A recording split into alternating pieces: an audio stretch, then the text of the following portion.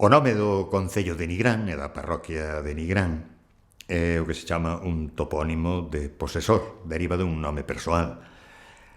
Os nomes persoais forman topónimos por diferentes procedementos.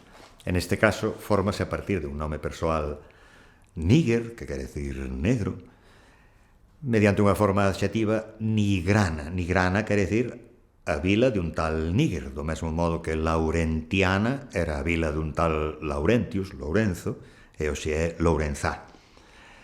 Tamén podería vir o nome de Nigrán, tamén podería vir dun nome persoal Nigranus, que tamén está documentado, pero afortunadamente dispoñemos de documentación medieval do mosteiro de Santa María de Oia, que tiña en Nigrán, ou tiña na parroquia de Panxón, unha granxa, o que hoxe é a parroquia de Panxón era unha granxa, un satélite do mosteiro de Santa María de Oia.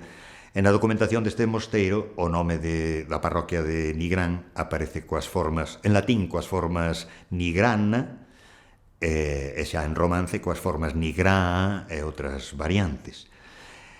O feito de que veña de un nome persoal Níger con esta forma Nigrana danos información tamén cronolóxica, porque estas formacións a partir dun nome propio son relativamente antigas, posiblemente do tempo dos romanos ou como moito do século VI ou non moito máis adiante. É un indicio de antigüidade que veña de un nome persoal níger a partir dunha forma nigrana.